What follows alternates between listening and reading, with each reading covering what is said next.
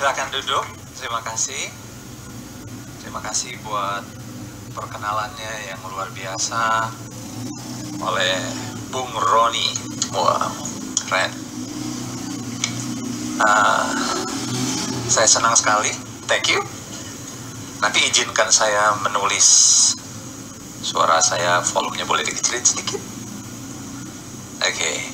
Karena saya biasa teriak-teriak, jadi mohon maaf, tone-nya mesti dikecilkan. Oke, thank you. Good. Nah, di sini udah pas. Kalau saya bisa berdiri di depan Bapak Ibu sekalian, bukan berarti saya lebih hebat daripada Bapak Ibu sekalian.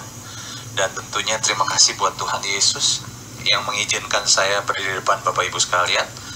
Kedua, tentunya dengan Mas Kiki yang mengizinkan saya berdiri di depan untuk melayani seluruh pemimpin jemaat di tempat ini.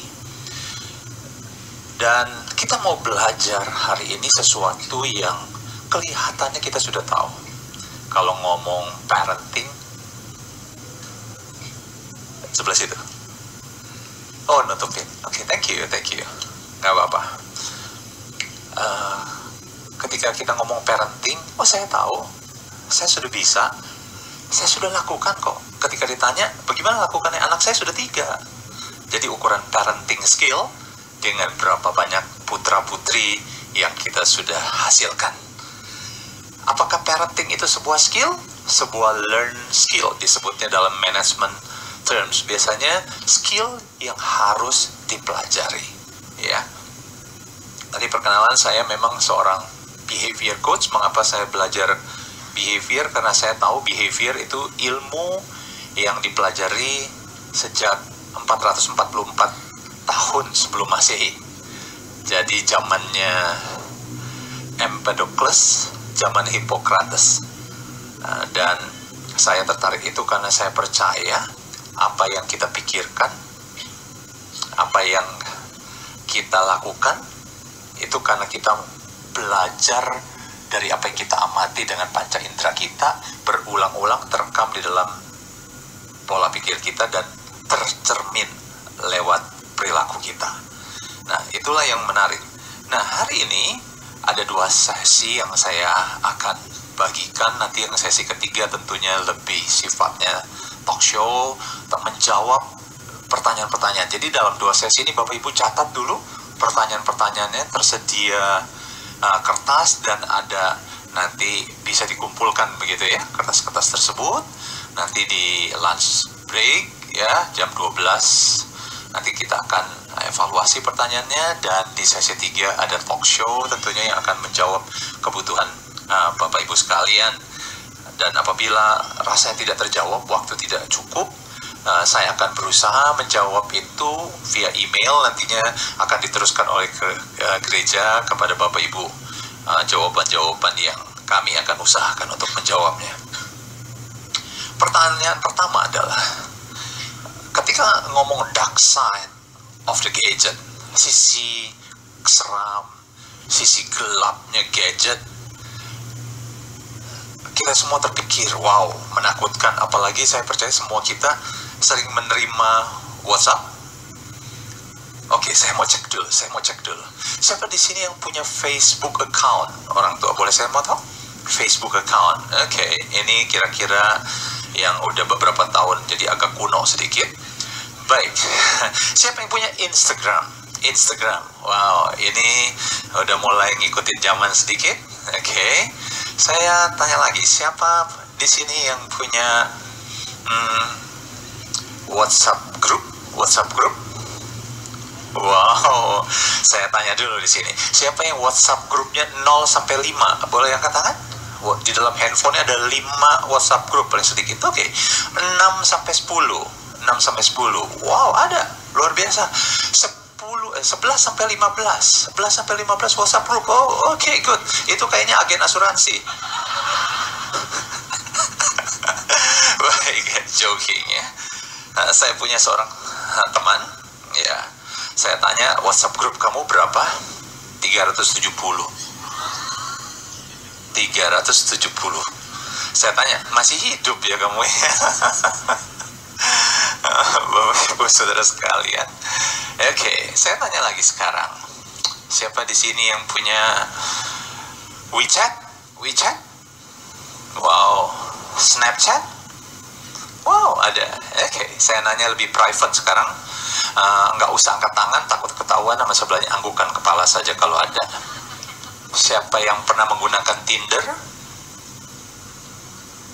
Oke, ada yang nengok-nengok. Berarti agak kuno.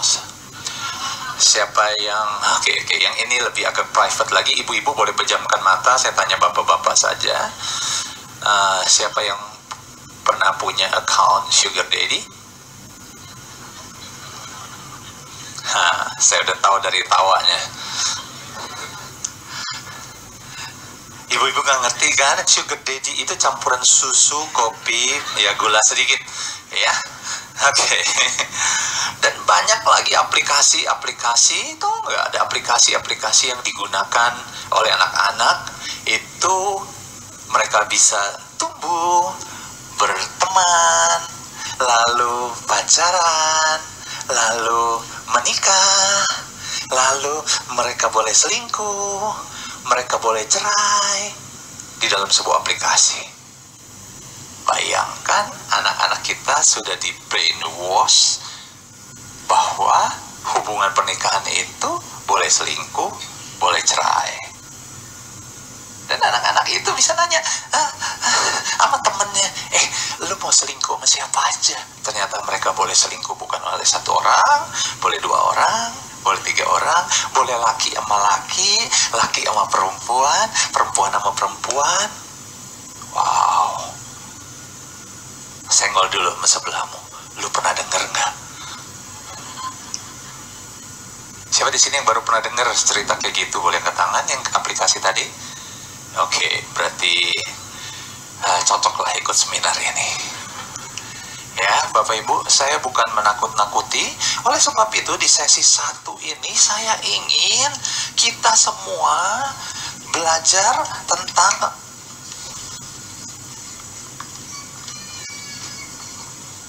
why. Kenapa anak kita itu tercengkram oleh gadget? Itu yang paling penting. Jadi kalau Bapak Ibu berharap hari ini diajarkan full tentang seramnya aplikasi, seramnya gadget, bahayanya gadget, yes, saya akan bahas itu.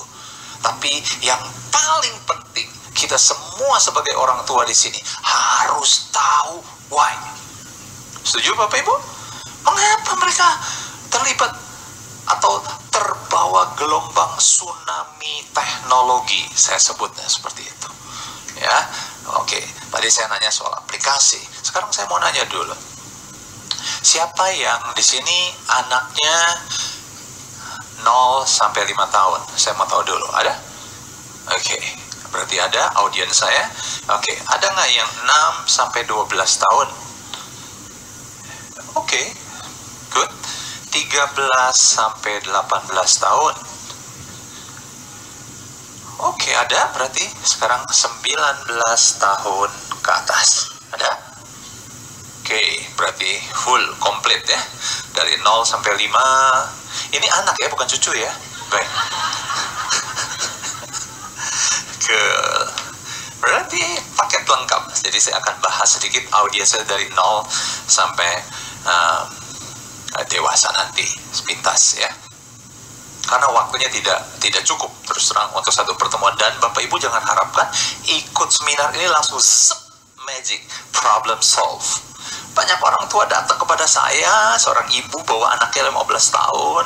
Pak Bambang, anak saya sudah kecanduan games. Saya dengar Pak Bambang bisa lakukan konsultasi, terapi. Saya titip ya Pak, saya mau belanja bulanan. Nanti kan saya kantor di Kelapa Gading sini, mau belanja bulanan, ntar pulang saya jemput anak saya sudah sembuh ya. Hah? Emangnya saya apa kalau saya tukang sulap? Kalau anak bapak punya masalah, ketemu saya sekali mau sembuh, saya masukin ke dalam topi, saya cabut jadi kelinci. Nah, ini yang harus kita pahami. Kerja besar menghadapi ancaman gadget ini tanggung jawab. Tanggung jawab saya? sekolah. Buat apa saya bayarin sekolah mahal-mahal yang membangun karakter siswa serupa dengan Kristus? Jadi sekolah tanggung jawab. Kepala sekolahnya, makanya saya pilih. Sekolahnya saya bayar mahal. Nanti dulu. Siapa yang brojolin anak? Sekolah apa kita orang tua? Jadi siapa yang bertanggung jawab? Anak-anak kita itu supaya bisa menang dalam mengelola gadget, bukan gadget menguasai anak-anak kita. Jawabannya saya. Jangan bilang orang tua, sebab kadang-kadang orang tua, bukan saya. Jadi kalau saya tanya, siapa yang bertanggung jawab supaya anak-anak kita bisa menang dalam mengelola the dark side of gadget? Saya. Sebab paling senang kan kita nunjuk, kamu tuh jadi bapak sibuk aja sih, makanya anak saya, anak kita gitu ya. Ada juga sih orang tua yang ngomong, anak saya, anak lu tuh, ini kayak lu sih, mukanya gue sebel banget gitu kan. Biasa itu pernikahan udah 20 tahunan. Ya kan, oke. Saya kasih intro tadi sudah cukup banyak. Boleh tampilkan slide saya? Saya akan bahas tentang why terlebih dahulu. Karena kalau kita tahu why-nya, ketika kita dengar ancamannya, bahayanya, kita tahu bagaimana menyelesaikan masalah itu sejak dini. Jadi kalau yang anaknya 0 sampai 5 tahun, it's good. This is the right time. Because this is the golden years. Ya. Oh, anak saya 6 sampai 12 tahun. Bagaimana? Masih ada waktu. Karena berdasarkan ilmu perilaku, 0 sampai 6 tahun, 0 sampai 8 tahun itu adalah waktunya menanam. Saya nggak tahu. Ya zamannya saya terus terang, kami dari latar belakang keluarga yang kurang mampu, jadi kami harus bekerja dengan keras, khususnya saya lah ya. Istri saya dari keluarga yang secara ekonomi lebih baik, tapi jadi saya harus bekerja keras. Jadi pada saat anak saya 0 sampai 8 tahun, kami berdua harus bekerja. Padahal that is the moment we have to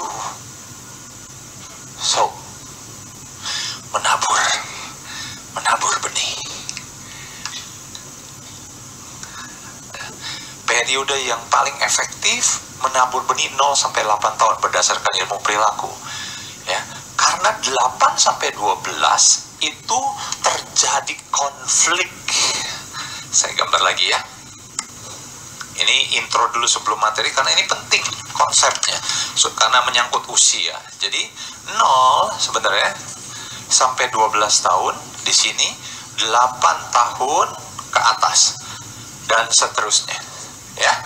Jadi berarti waktu yang efektif membentuk perilaku anak 0 sampai 8 tahun. Ini menjadi penting. Karena kalau 8 tahun ke atas, ini yang namanya pengaruh lingkungan, pengaruh pendidikan, pengaruh pergaulan, pengaruh apa yang dialaminya, ini sudah bekerja. Saya sebutnya KTP. K ini adalah keturunan, kita nggak bisa ganggu gugat, ya kan? Heredity. Keturunan ini saya nggak bahas, tapi saya bicara T. T-nya itu adalah keteladanan, role models. Keteladanan mempengaruhi perilaku anak itu sebenarnya 0 sampai 12. T di sini. Tapi 8 dan seterusnya pengaruh dari P. P-nya adalah pengalaman atau experience. Ya, jadi heredity, role models, experience. Experience atau pengalaman itu berisi pendidikan, pergaulan, lingkungan, apa yang diamati. Jadi, if you want to see the future of our generation, see their environment, their friend, their network, so you can see their future. Itu soal latar belakangnya. Baik, boleh tampilkan slide saya kedua. Oh, saya bisa pakai clicker, sorry. Saya mau tampilkan, kalau saya berdiri di depan sini, banyak juga saya share apa yang menjadi pengalaman kami. Karena putra saya berusia 31 tahun. Sekarang putra, wajahnya masih imut. Banyak yang kiranya dia masih baru lulus kuliah S1 gitu kan. Putri saya 27 tahun usianya. Kami menikah sudah lebih dari 33 tahun. Sudah lebih 33 tahun. Jadi kalau ada yang bilang wajah saya 40 tahun, thanks a lot. Terima kasih banyak. Kalau yang bilang usianya 65 tahun, keterlaluan, masa tua banget. Ini rambut tuh di highlight, bukan uban. Baik, Bapak Ibu Saudara sekalian. Saya ada Twitter, tapi saya Twitter sudah jarang. Saya ada Instagram. Saya ada YouTube channel. YouTube channelnya Discovery Consultant, karena saya salah satu mitra aktif dari Kemendikbud yang ada Direktorat Pendidikan dan Pembinaan Keluarga. Di websitenya Kemdikbud, Dikbinditkel itu namanya Sahabat Keluarga. Itu banyak video-video saya yang bisa, atau di Discovery Consultant, bukan Discovery Channel ya, Discovery Consultant.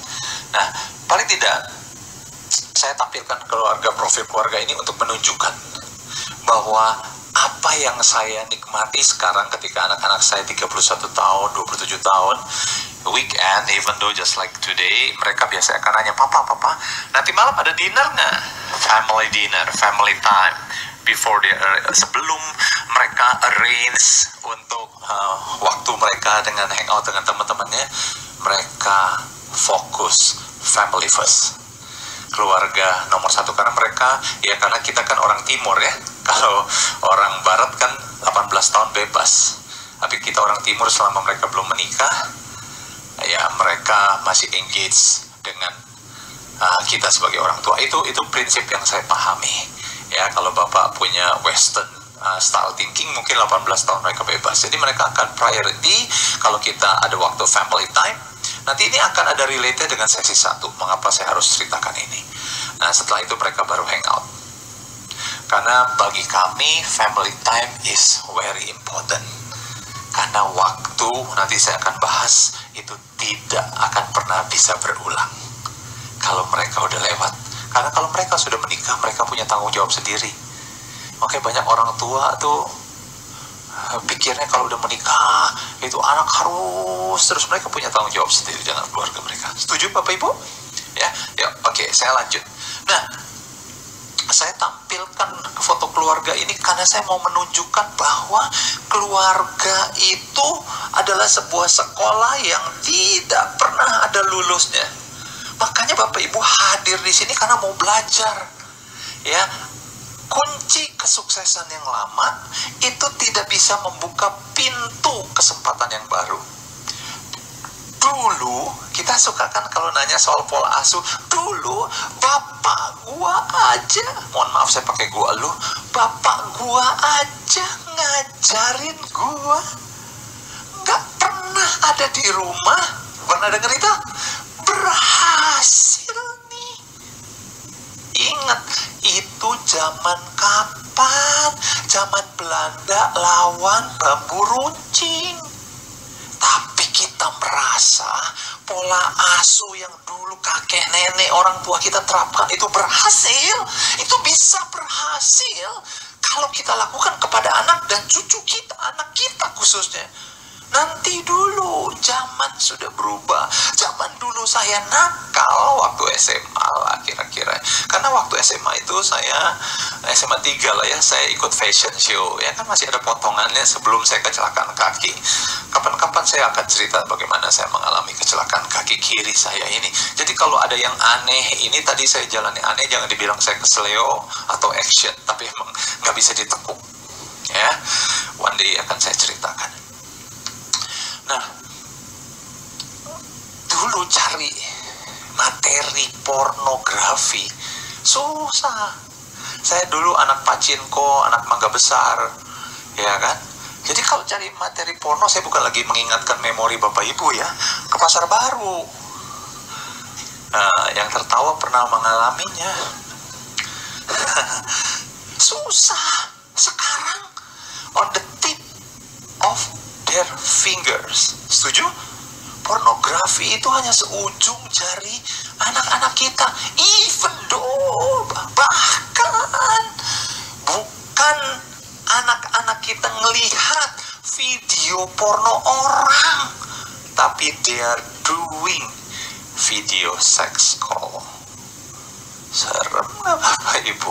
Jadi yang melakukan sexual exposure itu bukan orang lain lagi. Jangan-jangan anak-anak remaja generasi sekarang, they are doing it now. Dia rekam videonya, bagaimana mereka masuk ke hotel, mereka melakukan hubungan, dan jadilah blogger, vlogger, kelenger. Jadi saya bilang, kita harus terus belajar. Teknologi terus berkembang. Sampai sekarang aplikasi itu terus berkembang. Dunia terus berusaha merebut generasi masa depan kita. Setuju? Sejak Adam dan Hawa jatuh dalam dosa, persaingan itu terus terjadi. Setan tidak berhenti hanya di Taman Eden. Dia terus berusaha merebut generasi kita. Yang dia koyakkan bukan negara dulu. Yang dia goyang itu keluarga dulu. Keluarga hancur, negara goyah. Kalau ngomong keluarga, iblis nembaknya macam-macam. Suaminya baik, istrinya baik, anaknya ditembak. Suaminya baik, istrinya baik, anaknya baik, ekonominya digoyang. Suaminya baik, istrinya baik, anaknya baik, ekonominya baik, sakit. Iblis mau hancurkan keluarga. Oleh sebab itu kita mesti terus belajar. Herannya selain belajar itu keluarga banyak misteri, ya, yang harus terus dipelajari terus menerus. Itu satu sisi yang penting. Bapak Ibu nggak usah fokus nyatet-nyatet, karena nanti akan dapat materinya toh lewat media yang disampaikan oleh gereja. Yang kedua, keluarga itu seperti perjalanan. Maksudnya apa? Saya percaya kalau year end nanti kita pasti sudah ada yang planning, betul ya? Mau jalan-jalan, setuju? Siapa yang mau planning jalan-jalan akhir tahun ini? Sudah planning. Jadi family trip itu menyenangkan. Semua orang udah berpikir fun, betul? Betul? Mau makan enak, mau lihat-lihat yang enak, mau tidur sepuasnya. Tapi jangan lupa, perjalanan itu harus di planning. Kalau enggak bisa berantakan. Paling tidak itinerary-nya kita mesti buat. Setuju nggak? Flight-nya minimum, akomodasinya diminum. Mau naik kereta, mau naik mobil, mau naik transportasi online, ya. Yang paling penting juga, saya bilang perjalanan, sebuah perjalanan yang tidak dapat diulang, dibatalkan, atau di-replay kapan saja. Jadi pastikan kalau kita memang berkeluarga itu kita mesti rencanakan. Ada sepasang datang kepada saya, Pak, kami mau menikah. Oh ya, saya dengar Bapak kan konsultasi pre-marriage, yes. Udah berapa lama berkenalan? 1 bulan. Oke, kenalannya di mana? Tinder. Kalau ketemu, oh kita lain kota. Bagaimana komunikasinya? FaceTime. Mau nikah? Iya. Terus masalahnya apa? Kami nggak tahu cari duitnya gimana buat nikah. Belum punya uang udah mau nikah gara-gara 1 bulan. Bapak Ibu, aneh-aneh sekarang ini. Ya, ada lagi ya yang udah lebih lama tapi nggak pernah ketemu, hanya FaceTime saja berapa kali ketemu, tiba-tiba mau menikah. Are you sure? Are we sure? Tapi itu faktanya. Anak-anak sekarang itu menganggap biasa. Setuju nggak?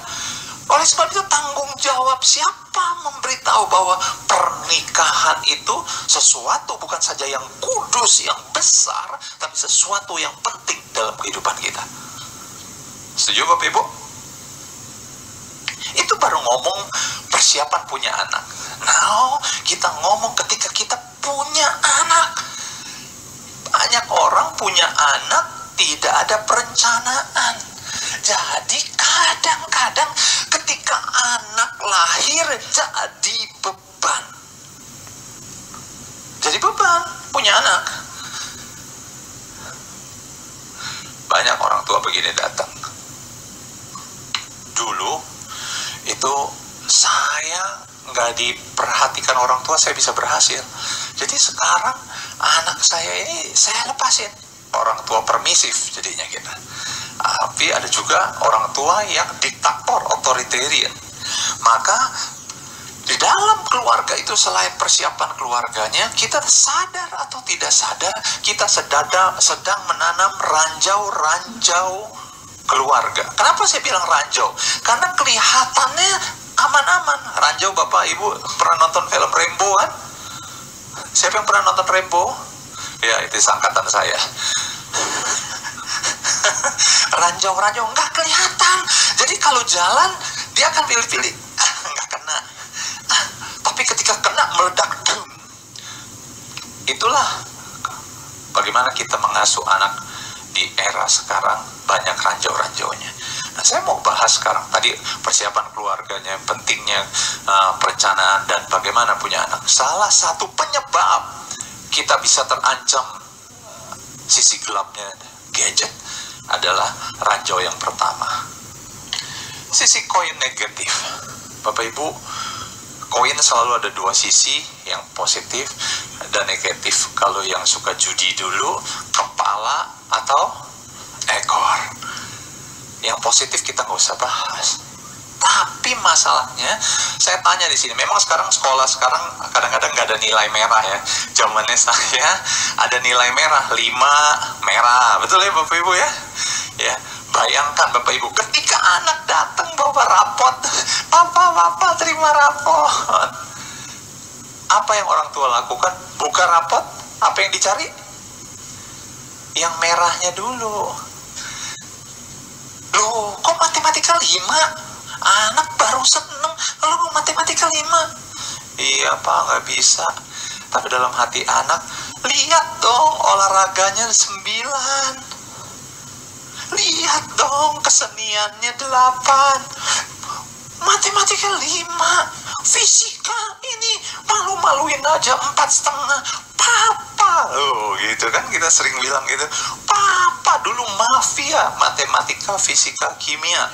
Bukan mafia yang Italiano, mafia matematika, fisika, kimia selalu 8. Kamu bikin malu saja. Kita sering kali ketemu anak ya, yang kita fokus selalu anak kita harus perfect, nggak boleh bikin salah. Makanya anak-anak kita itu selalu dituntut dengan pressure yang berat. Saya pernah ketemu seorang anak 26 tahun, sudah lulus di Australia. Dia nangis di depan saya. Dia cukup berhasil, punya bisnis. Dia bilang begini, saya lagi stres Om. Kenapa? Saya dipanggil pulang for good sama Papa. Loh, bagus dong. Papa punya bisnis kan? Punya Om. Tapi kenapa kamu nggak mau pulang? Aku nggak mau karena aku nggak nyaman deket Papa. Coba cerita. Dia bilang gini, dari SD aku sudah dikirim ke Singapura. Waktu aku nangis ketika Papa pulang, Papa, Mama, di pintu apartemen yang teralis begitu. Papa, Mama nggak nengok sekalipun. Mereka lurus naik taksi dan pulang. Ketika aku sakit, telepon Papa, Mama, sakit begitu aja, telepon. Ibu asrama yang urusin aku. SD, aku dituntut. Kalau Papa balik, lihat rapot kamu harus juara 1. Bayangin, saya belajar SD lulus, kasih rapot Papa, aku juara 1, 2, banggain Papa.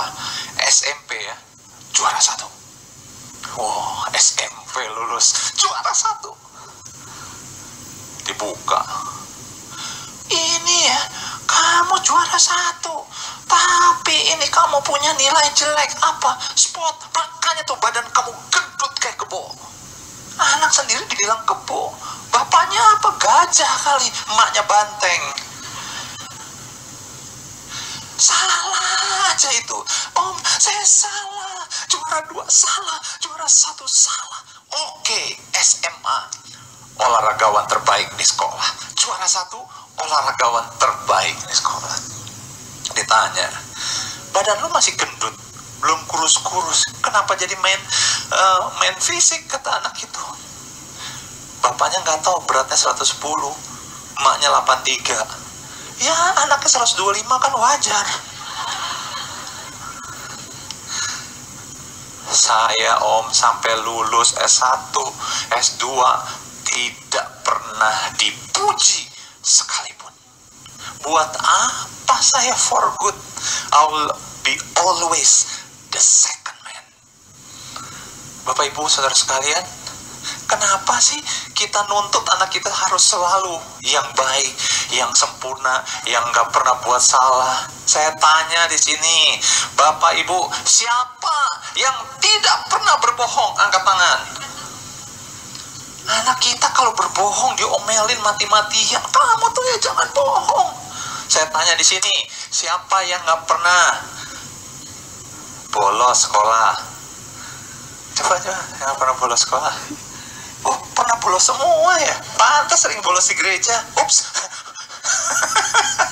Siapa di sini yang pernah nyuri pensil teman? Pasti pernah, betul? Tapi kenapa sih anak kita kalau melakukan kesalahan, kita selalu lihat yang negatifnya? Anak kita tuh bawa sesuatu yang positif dan mereka ingin dipuji. Oleh sebab itu, games online jadi jawaban. Games online itu konsepnya, if you gain something, you will be rewarded. Makanya naik level. Dan temen-temen di games online semua itu supporting. Lu tau nge-cheatnya gimana, gini-gini. Gimana lu supaya lolos gini? Supaya dapat penghargaan yang tidak pernah didapat di rumahnya. Wow. Mari angkat tangan, telunjuk kita ke atas. Telunjuknya ke atas, Pak, semua. Ya, kasihan deh gue.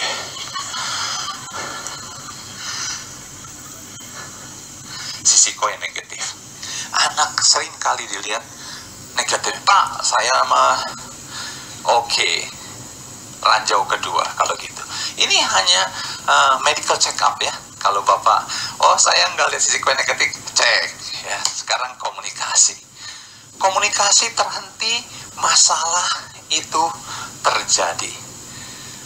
Tahu nggak Bapak Ibu, kenapa anak-anak kita tuh bete? Apalagi yang udah umurnya 12, ya kan? Bingung. Dulu sebelum 12 ketemu papa, mama ngobrol. Udah 13 tahun, pulang ke rumah, apa kabar kamu di sekolah? Baik. Nah, gimana teman-teman? Biasa. Atau dia jawabnya bukan biasa, B aja. Ada ulangan nggak? B aja. Bingung kita. Jaka sembung ke melabo, nggak nyambung, Bo. Betul? Pernah merasakan atau pernah dengar atau pernah lihat bagaimana orang tua anak itu susah komunikasi?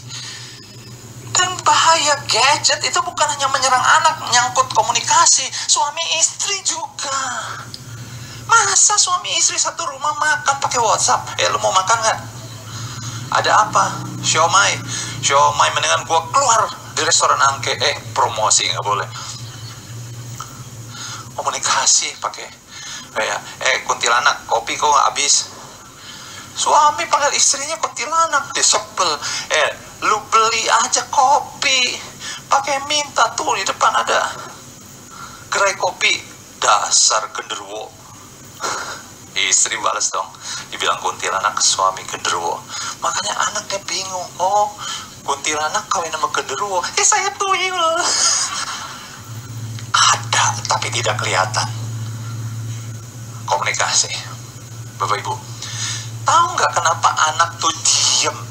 Karena dari kecil sampai gede 12 tahun yang banyak ngomong itu siapa? Tahu nggak hasil survei anak? Apa pendapat anak tentang ibu? Pilihan pertama, cerewet. Udah mandi belum? Sikat gigi belum? Sikat giginya bersih nggak? Berapa kali sikat? 32. Emang mama hitung? Anak kita didikte terus. Saya bukan ngomong ibu-ibu di sini. Ibu-ibu di sini membaik-baik, nggak pernah cerewetin anak. Minum vitamin ditanyain, minum madu ditanyain, udah sarapan belum? Agenda mana? Ya kan? Dan SD. Makanya anak tuh muntah darah ngadepin mama-mama yang cerewetnya minta ampun. Kalau survei papa, kira-kira cerewet atau pendiam? Papa kayak herder. Pa, aku udah pulang. Pa, aku mau pergi. Pa, minta duit. Bayangin, kayak herder kan. Barang pa hamil baru.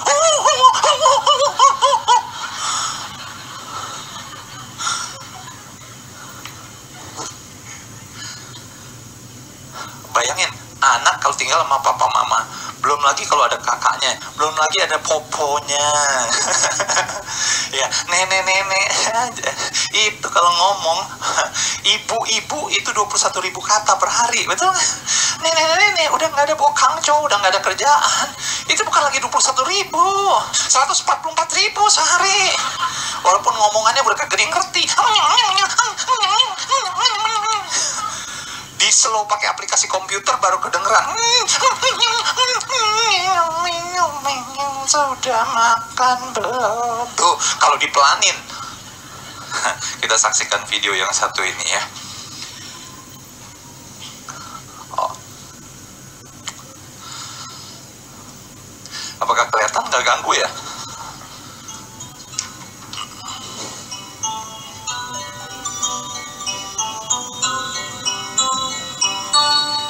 Video ini sungguh punya makna yang dalam. Orang tua selalu bicara dan bicara tanpa ingin belajar untuk mendengar. Kelihatan ya?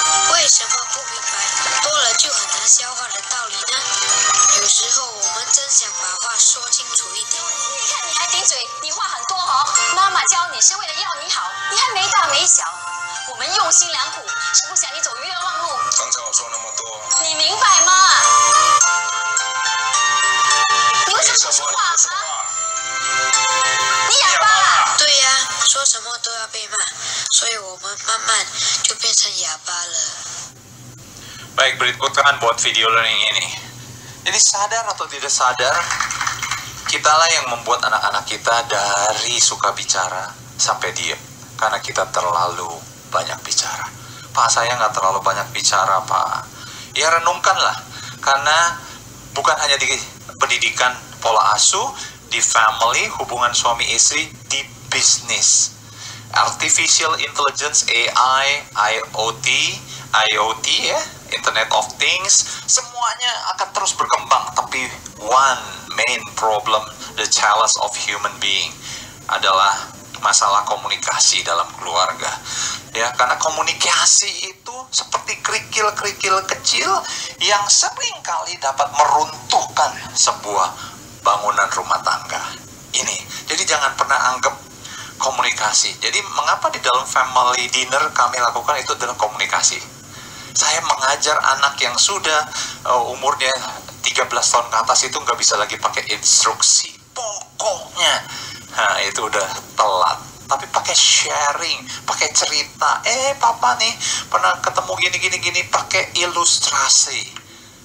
They see, they listen, they will do it. Karena kalau kita tidak pernah melakukannya, maka jangan heran anak-anak kita tidak mempelajarinya. Mengapa sih anak kita nggak bisa belajar? Karena kita nggak pernah melakukannya. Mengapa kita tidak melakukannya? Karena ranjau berikutnya adalah ranjau waktu.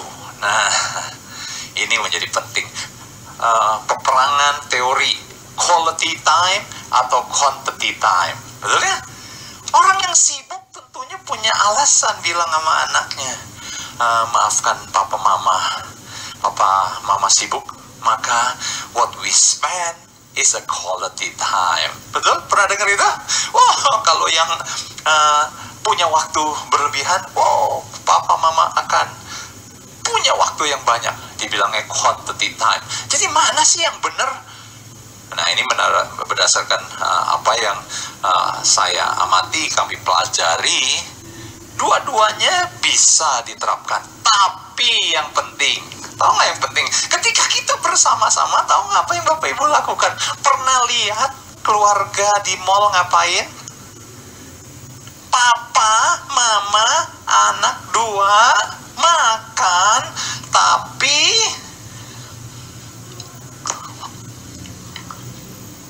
itu di luar gereja ini semua begitu.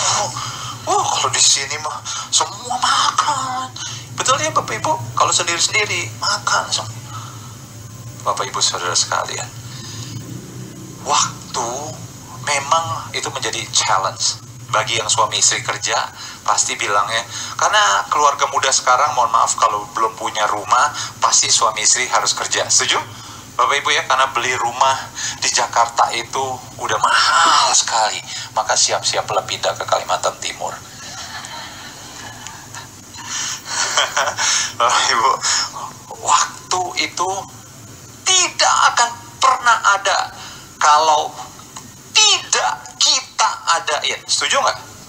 Ya Bapak Ibu, ada seorang bisnismen datang sama saya, Pak, bagaimana saya mimpin 41 perusahaan, bagaimana saya punya waktu bersama anak, meeting pagi, siang, malam, siang meeting, malam meeting, tengah malam meeting, subuh meeting, kapan ketemu anaknya? Saya cuma simpel gini, Pak, oke, besok ada berapa meeting, Pak?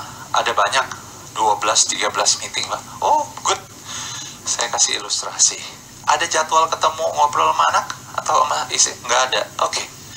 Saya doakan malam ini Bapak akan kena stroke, ringan lah ya, sehingga besok pagi tidak bisa bangun. Kira-kira apakah meeting itu akan berjalan? Enggak, Pak. Ya, mungkin itu momen yang baik.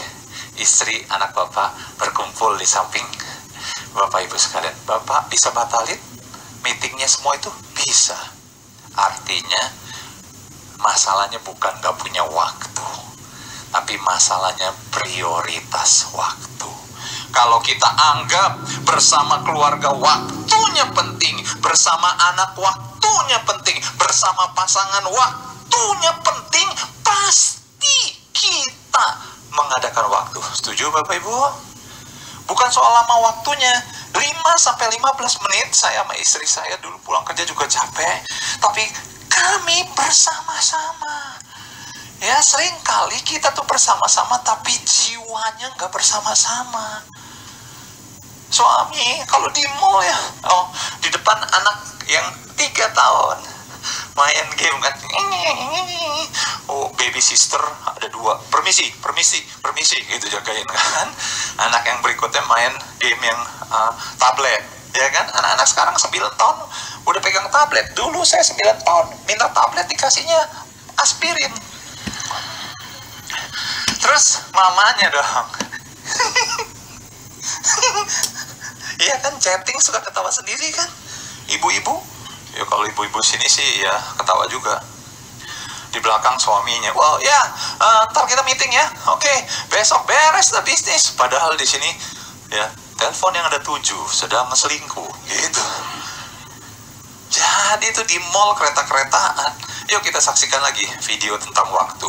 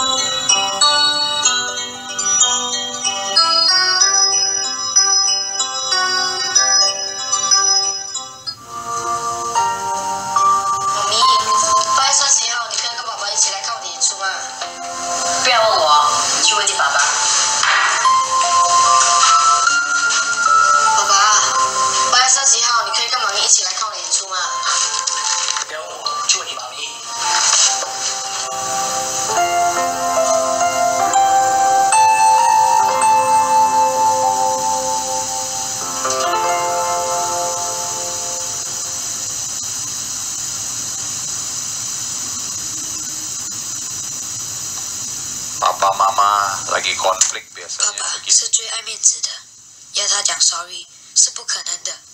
妈妈也是一样。听说大人在冷战的时候，谁先开口谁就输了。我不明白，大人常常逼我们讲 sorry， 自己讲却好像会死一样。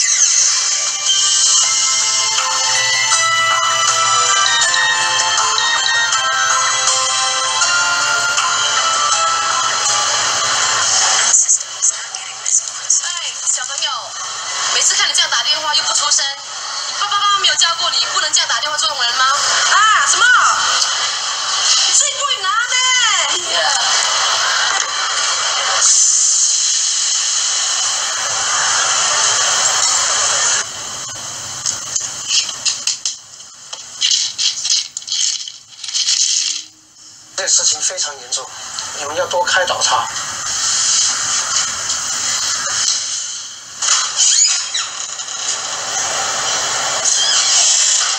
我没有想到你变得那么坏，你竟然在学校里面偷钱啊！你一定是偷钱去买那些Pokemon卡，那些卡害死你！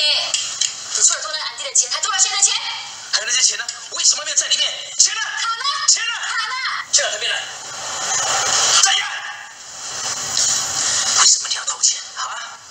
你要的东西呢，我都买给你。Pokemon卡啦已经这么多了，所以才没有买。你竟然要去偷钱啊！手伸出来，伸出来！啊！为了 Pokemon 卡啊，你竟然去偷钱啊！买那么多卡干嘛？啊！你说！我没有买 Pokemon 卡，我只是想买你1个小时的时间，来看我的演出。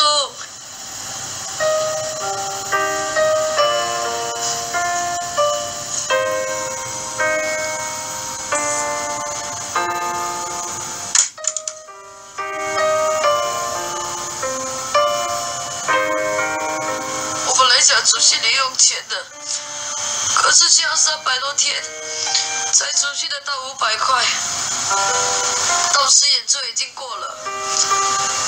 后来我卖了我的 Pokemon 卡，可是钱还是不够，我没办法再偷安迪的钱了，对不起。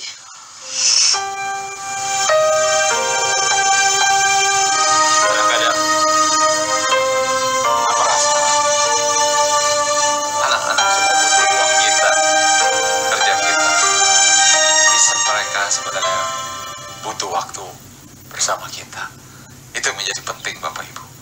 Karena tidak ada waktu bersama keluarga adalah kehilangan selamanya.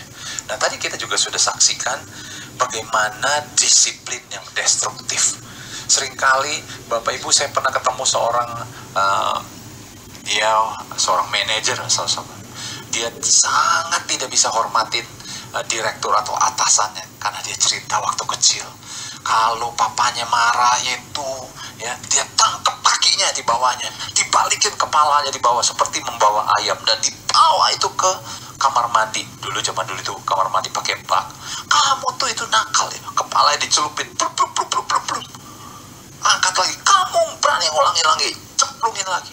Bapak Ibu Saudara sekalian, saya cuma kasih ekstrim cerita-ceritanya, tapi ini buat perenungan kita. Mengapa anak-anak kita itu lebih suka memilih gadget? Karena mereka bukan saja tidak memiliki waktu, di benak mereka itu ada figur-figur yang memberikan disiplin yang sangat berlawanan. Makanya mereka suka games yang penuh kekerasan. Jangan heran ya kalau Bapak Ibu nonton nanti di sesi-sesi tanya jawab, mungkin akan sempat diputarkan film bagaimana games penuh kekerasan, potong orang, tebas orang. Ada games itu yang nembak, dar, membunuh itu dengan mudahnya. Karena kekerasan itu menjadi sesuatu. Ya, Bapak Ibu Saudara sekalian, ranjau yang berikutnya, tadi itu berkaitan disiplin ya. Ranjau yang berikutnya yang bisa membuat seseorang kehilangan kesempatan, yaitu tidak adanya keteladanan, yang KTP tadi. Ya, jadi saya mau lewatkan satu film saja, langsung masuk ke keteladanan. Slide-nya boleh. Yes, keteladanan. Anak-anak yang tidak dapat melihat keteladanan mengakibatkan kebingungan. Ini menjadi penting Bapak Ibu. Anak-anak yang tidak melihat contoh. Kenapa saya bilang gini? Seringkali kita kalau ketemu anak yang lagi main game, kita bilang apa? Jangan main game dulu dong. Khususnya anak yang sudah 13 tahun ke atas. Setuju ya Bapak Ibu ya? Marah-marahin. Tapi mamanya di tangannya ada apa? Ada gadget. Papanya ada gadget. Seringkali kita papa mama ngomong, kamu jangan main game dulu ya. Oh iya gini. Si mama, udah dong nah, jangan main gadget terus. Aduh. Bagaimana? Saya bukan sedang menyindir Bapak Ibu, tapi itu adalah fakta kota-kota besar. Setuju Bapak Ibu? Jadi jangan heran kalau kita mau mengajarkan sesuatu kepada anak kita, ya kita harus lakukan terlebih dahulu. Maka di gereja-gereja banyak dilakukan namanya program 18-20 atau 6-8 ya, 18-21, jam 6 sampai jam 8 malam atau jam 6 sampai jam 9 malam itu no gadget, unplug period. Itu powerful. Jadi semua sepakat. Ya, kalau perlu itu ada pakai akuarium ikan kosong, handphone semua taruh di situ. Ya, itu menarik dan efektif. Jadi pada saat itulah kita bisa berinteraksi. Dan yang paling penting kita memberikan keteladanan. Karena tanpa keteladanan Bapak Ibu sekalian, ya, itu akan menjadi masalah. Seringkali orang tua menyelesaikan problem itu dengan uang, dengan disiplin yang destruktif dan tanpa keteladanan. Saya mau putarkan film tentang keteladanan, ya. Oke, yuk.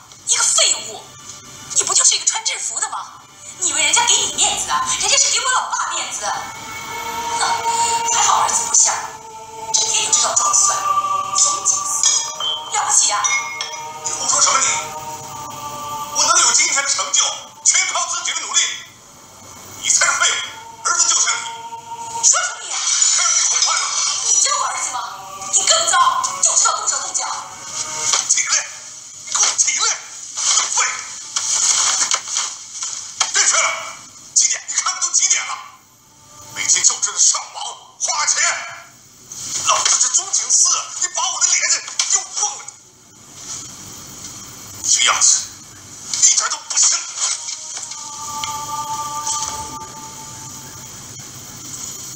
废物！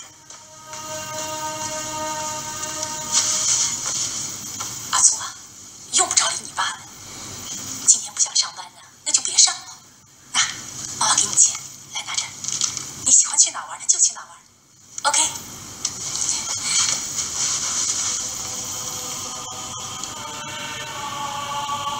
最近市民投诉警务人员在执行职务的时候态度欠佳，我再一次郑重的声明：警务人员执行或者处理职务的时候，最重要的是合情、合理及合法。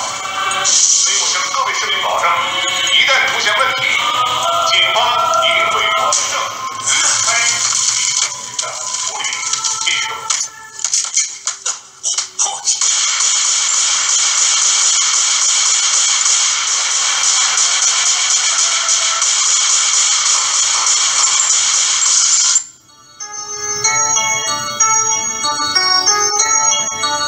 ！Film tadi menggambarkan beberapa hal. Pertama, tidak adanya contoh keteladanan. Ayahnya bilang kepala polisi dia disiplin, bersikap adil, tapi sikapnya kepada anaknya tidak mencerminkan. Dan di situ juga bicara tidak konsisten ya antara ayah dan ibu. Bukankah ini menciptakan dilema yang mirip? Itu ekstrimnya Bapak Ibu ya. Saya mau bukan menakutkan. Contoh gini ya, kalau anak mau beli gadget, dia hubungin siapa? Papa apa mama? Pasti carinya papa. Kenapa? Kalau mama beli gadget bikin malu aja, beda 5.000 aja pindah toko. Tidak konsisten. Kalau mama nggak boleh main gadget, belajar. Betul? Kalau papa, ya udahlah, ma nggak apa-apa main gadget. Tidak konsisten. Anak ngikut siapa? Dia ikut yang enak. Dan tadi bicara disiplin yang destruktif ya. Kalau kita selalu menyakiti anak-anak kita. Nah, jadi ini juga menggambarkan ketidakkonsistenan tadi. Nah, jadi sekarang kita mau bicara akibatnya. Nah, ini ya, karena waktunya saya mau sampaikan akibatnya anak kalau kena ranjau keluarga. Yang pertama, anak menjadi pasif, malas lah. Makanya jangan heran anak tuh kalau main gadget tenang aja, betul nggak? Ya, apa aja cuek, nggak peduli. Ada lampu mati, ada mbak datang, tukang koran, tukang pam, pegang gadget, terserah. Jadi ini adalah akibatnya. Jadi jangan kita salahin anak kita kenapa pasif. Anak kita kenapa suka marah? Hah? Anak kita kok jadi kecewa? Kenapa anak kita kesepian? Karena kita nggak punya waktu bersama mereka. Anak kita menjadi pemberontak. Bapak Ibu saudara sekalian, seringkali kita tahu ini semua kenapa, tapi ada hambatan di dalam diri kita sebagai orang tua tidak melakukan itu semua. Karena apa? Satu, tidak mau belajar. Ikut parenting ini aja, kadang-kadang duduk di belakang. Kenapa di belakang? Jadi kalau tidur nggak kelihatan. Kalau di sini semuanya semangat. Beri tepuk tangan dulu dong. Ya. Kedua, kita kalau pola asuh suka menggunakan metode yang lama. Betul? Cara orang tua didik kita. Ingat sekali lagi saya ulangi, mendidik anak itu tidak bisa menggunakan kunci sukses yang lama karena tantangannya sudah berubah. Zaman era saya dulu, handphone tidak setipis ini. Pertama kali saya punya handphone sebesar aki mobil. Betul Bapak Ibu? Ya, teknologi sudah berubah. Yang ketiga, udah ikut nih parenting ini, pulang suka dipulangin. Pas salaman sama Asyir, Tuhan berkati dipulangin tadi yang dipelajar. Jadi sampai rumah udah lupa dan tidak mau mempraktekannya. Di sesi ini saya mau simpulkan Bapak Ibu, why-nya kenapa anak kita suka sama gadget. Karena mungkin kita nggak punya waktu. Why-nya kenapa anak kita terlibat sama gadget, karena dia suka lihat kekerasan di rumah. Saya pernah ketemu orang itu finance director, dia bilang dia suka pukul istrinya. Kalau pukul tabuk, pak, jeng, jenggot rambut istrinya, cedukin ke dinding kepalanya 2 kali baru puas. Karena dia suka lihat ayahnya tampar mamanya. Jadi ingat, prinsip multiplikasi bukan hanya ada di kul. Kalau anak kita melihat berulang-ulang, akan termultiplikasi dalam tindakan yang kekerasan. Makanya tipsnya adalah isilah tangki keluarga kita. Yang pertama, mungkin kita hanya fokus pada kebutuhan jasmani, fasilitas, rumah, ya. Saya pernah ketemu di salah satu sekolah di Kelapa Gading ini, waktu itu gerimis-gerimis kecil, ada mobil yang pintunya bisa buka sendiri, ceklek, turun anak SMA, ceklek, cabi-cabi gitu, jalan, loh kok nggak pakai ransel SMA? Nggak lama lagi baru noninya turun, ceklek, noni mbak-mbak kecil gitu, pegang ransel anaknya, belum. Satu lagi, saya pikir cuma udah selesai, turun lagi satu lagi, mbak bawa kantong kresek makanan. Masya Allah, anak SMA, mbak 2 ke sekolah. Kita pikir dengan mencukupi kebutuhan jasmaninya, maka semua bahaya gadget yang akan kita bahas di sesi 2 itu tidak terjadi. Nanti dulu kita harus penuhi kebutuhan mental dan emosi mereka. Lagi ngetren ya dalam 2-3 tahun ini, anak remaja kita potong nadi. Jadi kalau datang dibuka, itu anak-anak semua tutup tangan panjang semua. Jadi Bapak Ibu boleh periksa-periksa tangan. Kalau anak Bapak Ibu suka pakai tangan panjang, jangan-jangan dibuka di sini potongan pakai silet. Oh, bukan anak Bapak Ibu ya, kalau lihat orang lah ya. Bapak Ibu saudara sekalian, mereka tuh rata-rata kosong emosinya.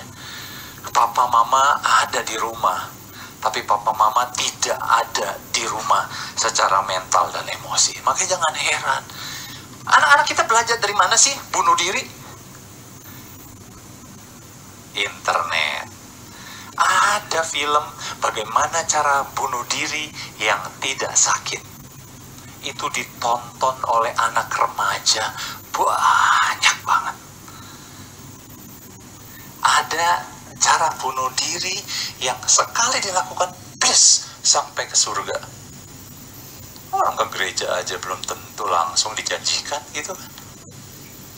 Langsung sini siapa yang mau cepet, itu ada. Maksudnya cepet game over, change another player, maksudnya gitu. Bapak Ibu saudara sekalian, mari kita fokus pada pemenuhan bukan hanya jasmani, tapi mental dan emosi. Yang terakhir, kita harus isi tangki rohani mereka.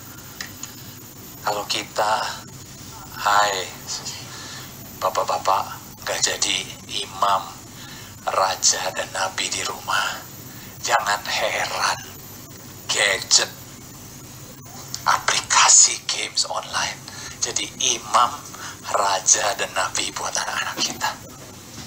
Kalau ibu-ibu nggak jadi contoh penolong yang sepadan di rumah, maka mengambil peran sebagai seorang ibu yang punya waktu. Ada loh seorang ibu, anaknya 2, selalu mani-pedi terus, cantik sekali, tapi anaknya nggak pernah diurus, yang urus neni.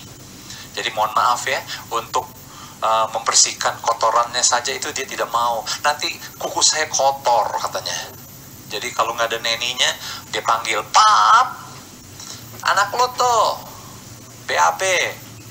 Bapak Ibu saudara sekalian, mari kita berperan sebagai seorang ayah, sebagai seorang ibu, sekaligus sebagai seorang tua yang bertanggung jawab. Karena anak-anak kita itu bukan sekolah, bukan gereja. Oh iya, saya lupa. Bagaimana membangun karakter anak-anak kita supaya serupa dengan Kristus? Oh, tanggung jawab gereja dong. Makanya Pak Kiki, saya ikutkan anak-anak saya di sini supaya bisa terbebas. Ingat, tanggung jawab ada di saya. Amin. Gereja menjadi partner, yes. Sekolah menjadi partner, yes. Tapi mendidik anak supaya tidak tercengkram dalam dark side of gadget, tanggung jawab saya. Makanya pemenuhan tangki jasmani, mental dan emosi, serta rohani. Ya, jadi kalau ada Bapak Ibu yang belum datang bersama pasangan, yuk berdoa supaya seimbang, supaya konsisten. Ada ayah dan ibu. Ya, Pak, kalau saya single parent gimana? Nggak ada masalah selama kita bisa bersikap menunjukkan bapak dan ibu. Atau kalau saya ibu nggak punya pasangan suami, ya bisa kakak laki-laki menjadi figur bapak. Ya, secara psikologis selama itu terpenuhi, maka kebutuhan mental, emosi, ya, dan secara rohani kita bangun, maka akan bisa selesai. Ya, ada beberapa buku saya di belakang, ada beberapa DVD video learning yang akan saya bahas nanti di sesi kedua, itu akan bisa menjadi referensi tentunya. Waktu saya tinggal sedikit di sesi satu ini. Mengapa saya seorang profesional, saya seorang behavior coach, tulisan buku saya berdua ini belum print lagi, habis ya, tentang membangun hubungan suami istri yang baik, fondasi keluarga. Tapi yang ini, buku kedua saya, Just for Parent, ini reprinted yang berisi tentang ranjau keluarga yang tadi saya bahas tadi, cuma baru 6, sebenarnya ada beberapa ranjau keluarga yang lain. Bagaimana mendidik anak di era digital, ini adalah revisi edisi saya. Dan yang ketiga adalah buku saya tentang meningkatkan kecerdasan perilaku yang tadi Bung Roni sampaikan. IQ membuat kita diterima bekerja, EQ membuat kita dipromosi, tapi kecerdasan perilaku membuat kita sukses. Dan ada beberapa CD yang bisa Bapak Ibu beli, ada ini The Power of Words, kekuatan kata-kata. Itu roti, saya biarin aja, yang satu dibiarkan, yang satu dipuji, satu dimaki. Yang dimarahin, ya, yang dalam waktu seminggu langsung berjamur. Yang dipuji, ya, itu dalam keadaan tetap stabil. The power of words. Kalau pasangan kita dibilang kuntilanak, maka dalam seminggu dia akan jadi kuntilanak. Just kidding. Ya, yang terakhir ada video learning saya tentang raksasa game, itu pengaruhnya ke otak. Pastikan sesi 2 Bapak Ibu ikut, karena di sesi 2 saya akan sampaikan bagaimana bahaya gadget, aplikasi internet itu bukan hanya mempengaruhi fisik, mental, sampai ke otak. Ya, pengaruhnya ke otak. Bagaimana anak bisa terstimulasi bad behavior, sampai bisa menstimulasi bunuh diri sendiri, ataupun bisa melukai orang lain. Pastikan Anda mengikutinya. Terima kasih. Beri tepuk tangan dong buat kita semua. Kita akan